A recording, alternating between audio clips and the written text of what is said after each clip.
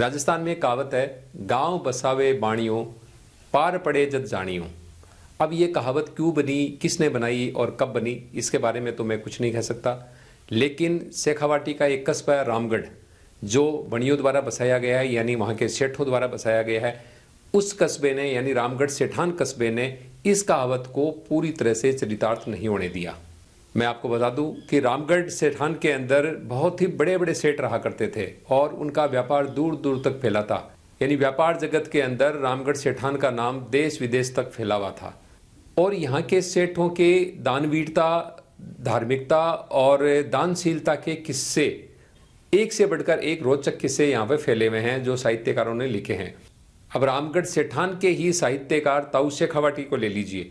उन्होंने एक किस्सा लिखा था, मेरे पीछे जो तालाब आप देख रहे हैं, इस तालाब के ऊपर, कि इस तालाब के बनने के पीछे कितना एक रोचक किस्सा था, वो ताऊ शेखावाटी ने लिखा था। तो सुनिए इस ऐतिहासिक तालाब बनने के पीछे का रोचक किस्सा और देखिए इस तालाब के दृश्य इस वीडियो में। रामगढ़ कस्बे में सेठ अनंतराम जी पोदार रहते थे। वे धनी होने के साथ बहुत दानशील और धार्मिक प्रवृत्ति के व्यक्ति थे। गरीबों को खाना, कपड़े, ब्राह्मणों को भोजन करवाने वे जन कल्याण कार्यक्रम वे सतत चलाते ही रहते थे। एक बार वे कस्बे से बाहर बने अपने बगीचे की बड़ी सी हवेली की छत पर कुछ ब्राह्मणों के साथ रात्रि भोजन के बाद टहल रहे थे कि उन्होंने भीड़ से आती हुई गीदड़ों की हू की आवाज़ें सुनी और उपस्थित ब्राह्मण से पूछा कि ये गीदड़ रो क्यों रहे हैं। तभी एक ब्राह्मण बोला कि सेठ जी, ये भूखे हैं और भूख के मारे रो रहे हैं। सेठ जी ने अपने मुनीम को बुलाकर दूसरे ही दिन कस्बे के सभी हलवाइयों को गीदड़ों के लिए मिठाई बनाने के लिए लगा दिया और ब्राह्मणों की ड्यूटी गीदड़ों तक मिठाई पहुंचाने की लगा दी। कुछ दिन बाद फिर उसी ब्राह्मण दल के साथ सेठ जी अपने बगीचे वाली हवेली की छत पर टहल रहे थे कि गीदड़ों की आवाज़ फिर सुनी और पूछा कि अब ये क्यों रो रहे हैं, क्या अभी भी ये भूखे हैं। एक ब्राह्मण बोला, सेठ जी, आजकल सर्दी का मौसम है और ये बेचारे सर्दी से ठिठुर रहे हैं, इसलिए रो रहे हैं। सेठ जी ने सुबह अपने मुनीम जी को बुलाकर आदेश दिया कि कस्बे की और आसपास के कस्बों की जितनी भी दुकानें हैं, उनके ऊपर जितनी रजाई और कंबल मिले वो खरीद कर इन ब्राह्मणों को दे दो ताकि ये भीड़ में गीदड़ों तक पहुंचा दे।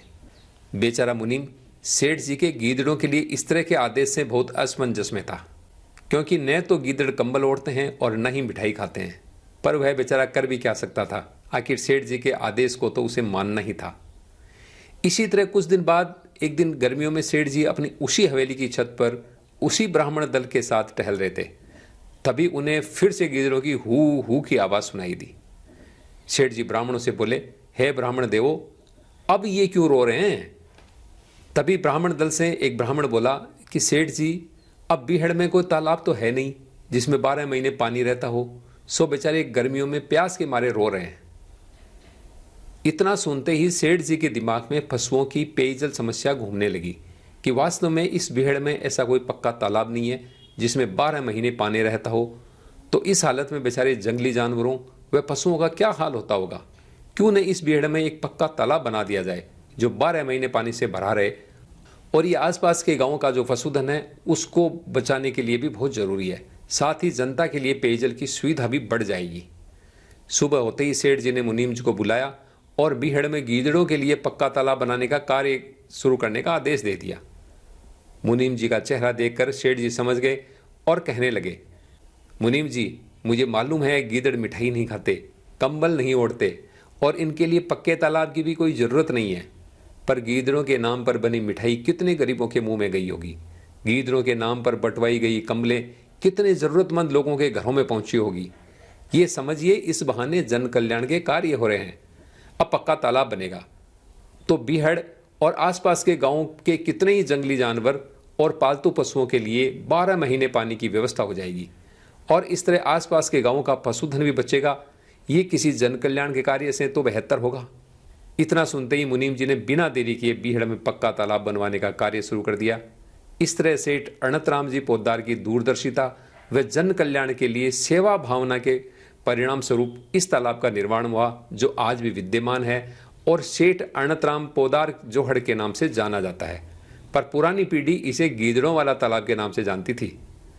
तालाब बनने के कुछ दिन बाद एक दिन सेठ जी फिर उसी ब्राह्मण दल के साथ हवेली की छत पर हवा खाने के लिए टहल रहे थे और उन्हें फिर से गीदड़ों की हु हु की आवाज़ सुनाई दी। तब वे बोले, हे ब्राह्मण देवो, अब इन गीदड़ों के लिए और क्या कमी कर रह गई जो ये रो रहे हैं। तभी एक ब्राह्मण बोला, सेठ जी अब ये रो नहीं रहे हैं बल्कि हु कर आपकी जयकार कर रहे हैं। और ये सुनकर सेठ जी सहित ऊपर से सभी लोग हंस पड़े। पर अफसोस, सेठ अनंत राम जी पोदार द्वारा जनहित में बनाया गया है तालाब आज उपेक्षित सा नजर आता है। स्थानीय निकाय इसकी सफाई तक ठीक से नहीं करवा पाती। काश स्थानीय प्रशासन इन जल स्रोतों की महत्ता समझे और इनकी देखभाल करे तो आज भी ये पेयजल स्रोत जनता की प्यास बुझाने में सहायक हो सकते हैं। अगले किसी वीडियो में हम सेठ अनंत राम जी पोदार द्वारा बनाए एक खूबसूरत और भव्य मंदिर की जानकारी देंगे और उस खूबसूरत मंदिर के मनोरम दृश्य भी आपको दिखाएंगे। तब तक जुड़े रहे हमारे चैनल के साथ। धन्यवाद।